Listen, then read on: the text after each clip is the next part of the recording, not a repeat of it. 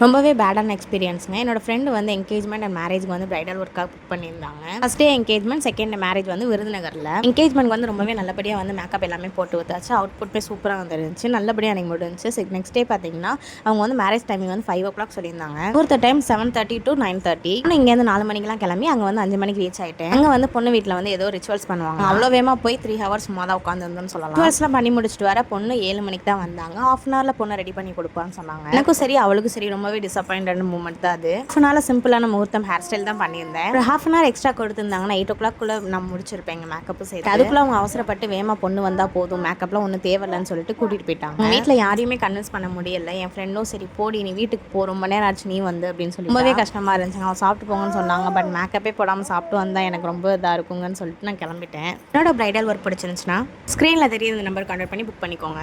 இவ்வளோ தூரம் ட்ராவல் பண்ணி போய் வேஸ்ட்டாக போனதை மிச்சம் ரொம்பவே கஷ்டமாக இருந்துச்சுங்க.